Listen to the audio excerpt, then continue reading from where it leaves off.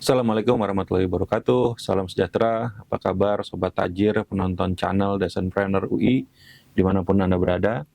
Perkenalkan, saya Galih Pandekar, praktisi bisnis dan juga seorang akademisi. Salam 200 miliar. Kali ini saya akan lanjutkan pembahasan kuliah kita tentang bisnis, yaitu tahapan-tahapan dalam men-scale up bisnis kita. Ya, yuk mari kita simak sama-sama video.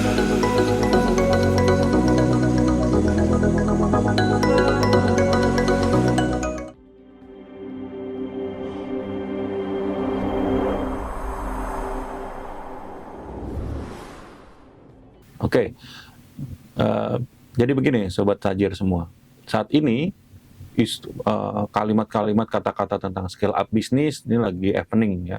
Bagaimana banyak bisnis, banyak UKM itu bermimpi untuk men-scale up bisnisnya, ya. Bermimpi untuk membesarkan bisnisnya. Ya.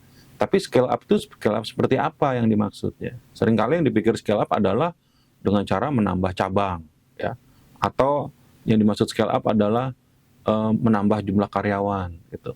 Nah, scale up ini memiliki banyak pengertian ya.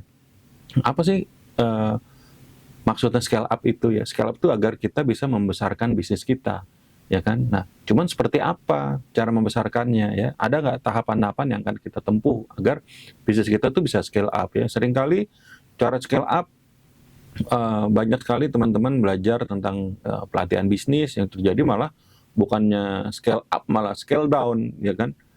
Ya kenapa bisa begitu? Karena tahapan-tahapannya tidak diikuti ya, atau mungkin tidak tahu tahapan-tahapannya, atau banyak juga orang-orang yang tidak memahami tahapan membesarkan bisnis ya. Nah, kali ini saya akan menyampaikan materi tentang tahapan-tahapan agar bisnis kita tuh bisa scale up ya, agar tidak bisa menjadi panduan ya apabila kita mau belajar, apabila kita mau berguru sama orang, kita mau cari training gitu. Trainingnya juga bertahap agar tidak loncat-loncat ya. Ya. Nah, saya selipkan materi tentang scale up ini karena kemarin kita sedang membahas tentang marketing mix ya. Di beberapa video sebelumnya saya banyak bercerita tentang marketing mix ya. Nah, kenapa marketing mix dibahas terlebih dahulu ya? Nah, inilah yang akan hubungannya dengan materi kali ini ya. Jadi scale bisnis itu ada 7 tahapan ya. Sebelum seorang pebisnis itu bisa disebut sebetulnya seorang entrepreneur ya. Seorang entrepreneurial ya, dia memiliki jiwa pengusaha ya, pengusaha beneran gitu. Banyak dari kita baru mulai bisnis ya kan? Bisnis jalan, owner jalan-jalan. Yang terjadi bisnisnya malah jalan di tempat, ya kan? Bisnis kita pengen tinggal landas, yang terjadi bukan tinggal landas, malah tinggal di landasan. Ya, kita nggak kemana-mana gitu.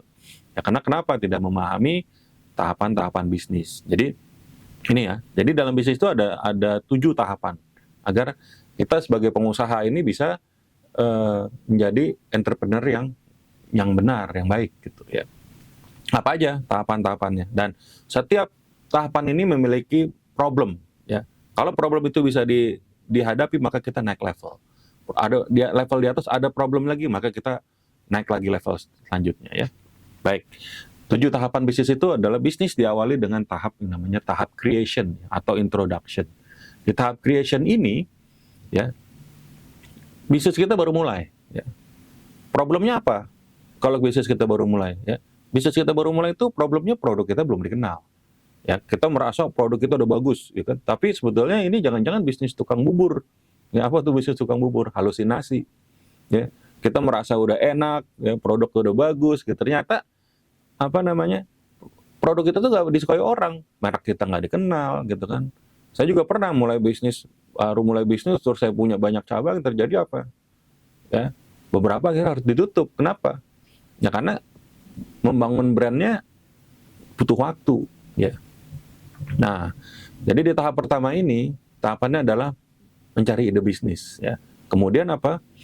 Kita di sini masih tahap eksperimen, maka kita sering nyebar-nyebar produk tester ya. Kita mencari testimoni orang, mencari klien pertama ya. Itu adalah tahap masalah-masalah yang ada di fase creation. Di fase creation ini PR utama kita adalah mencari traksi Ya, traksi itu apa? Bukti nyata adanya demand. Contoh kalau kita sudah dapat traksi adalah kita sudah bisa memprediksi bulan depan omset berapa, bulan depan lagi omset berapa. Nah, berarti kita udah punya traksi. Tapi kalau kita tidak bisa memprediksi itu, ya berarti kita belum punya traksi, itu kita nggak tahu. Ya, kita belum punya bukti bahwa penjualan kita bakalan stabil atau tidak. Ya. Jadi ini benar-benar tahap baru mulai. Ya. Problemnya lagi apa di tahapan ini? Biasanya masih rindu order ya. Kita masih cari order di mana gitu. Masuk kegiatan marketing di sini akan banyak sekali. Nah, sambil kita berjualan, sambil kita menawar-nawarkan produk, sambil kita membangun branding, menetapkan segmentasi, targeting, positioning, maka pelan-pelan produk kita mulai dikenal. Kalau produk kita mulai dikenal, ya kita sudah berhasil mendapatkan traksi, ya udah berhasil mendapatkan konsisten demand ya, ada permintaan. Ya. Karena jangan sampai kita bikin produk ini ternyata nggak ada yang mau beli gitu kan. Seringkali kita bisa bikin ternyata nggak ada yang mau beli. Nah di sini PR utamanya ya para pebisnis di level pemula ini, di level awal ini adalah mencari konsisten demand, mendapatkan traksi dalam bisnisnya. Kalau sudah berhasil, dia udah tahu siapa yang sering beli, maka saatnya naik ke level 2, yaitu level apa nih? Niche atau ceruk pasar ya, ceruk lubang dalam pasar ya. Ceruk itu kalau di sungai ya, di dasar sungai itu ada lubang-lubang gitu. Nah, di situ biasanya beda ikan ya, maka ada pepatah lain lubuk, lain ikannya ya kan, lain ladang, lain belalang. Nah, jadi lubuk itu adalah ceruk-ceruk pasar. Masing-masing ceruk pasar ini yang kita bilang segmen ya, segmentasi. Nah, kalau kita udah tahu siapa aja pembeli produk kita, ya, misalnya kita punya produk jasa wedding organizer, berarti siapa yang kita tuju, ya kan? Kita tuju adalah orang-orang yang mau menikah, ya kan? Usia berapa biasanya mereka butuh wedding organizer? Biasanya mungkin pasangan yang masih muda, usia antara 22 sampai 35 tahun, ya. Mereka inilah yang menjadi ceruk pasar kita, ya kan? Maka kita jualan ke mereka. Atau kalau kita mau jualan misalnya kue gitu kan, makanan. Makanan ini cocoknya buat orang mana? Siapa yang biasanya beli gitu kan? Makanan kita makanan berat atau makanan kudapan, ya. Nah, ini kita harus cari tahu dulu. Nanti pelan-pelan kita akan tahu siapa yang sering order, ya, siapa yang sering order. Nah, kalau kita udah dapat nih ceruk pasar, kita jualan di dia terus nih. Ya, sampai akhirnya biasanya kita mulai masalah di fase ini adalah kita mulai exhaust, mulai kecapean, overstretch. Kalau kita udah terasa banjir order ya, nah ini biasanya masalah sini banjir order. Kalau kita udah ngerasa banjir order tuh biasanya itu udah tanda-tanda kita udah di fase niche ya. Ya. Nah, di sini nih seringkali para pengusaha itu ketika banjir order suka banyak nyerah. Ya karena kenapa? Kalau fase sebelumnya rindu order itu masalah. Sekarang fase yang kedua, itu adalah banjir order. Yang tadinya misalnya dia dapat order, misalnya kita dapat pengusaha catering yang biasanya di order cuma 200 box. Ini banjir order nih, tahu-tahu jadi 1000 box. Sanggup nggak kita? Nah, kalau kita seorang pengusaha yang kuat, yang handal, maka kita langsung berpikir bagaimana caranya melayani 1000 box, 1000 kotak, atau 2000 box, begitu. Nah, di sini kita akan sumber daya kita tersedot habis, ya, exhaust, ya, banyak sumber daya kita kepake, sumber daya waktu, tenaga, uang bisa jadi. Nah, fase niche ini adalah fase kunci. Kalau kita bisa terus melewati fase yang menyakitkan ini, maka kita bisa naik level berikutnya. Tapi kalau kita nggak bisa, nah di sini banyak nih akhirnya banyak pengusaha itu nggak bisa naik. Kenapa nggak bisa naik? Karena ketika banjir order dia langsung membatasi dirinya. Udah deh, rezeki kan urusan Tuhan ya. Ngapain kita capek-capek? Segini insya Allah cukup. Nah ya udah gitu. Makanya di sini banyak orang-orang tuh nggak bisa naik level gitu. Turun lagi dia. Kalau pesawat itu dia udah mau terbang dia stall turun gitu. Ya, dia nggak bisa. Makanya ini fase yang kedua.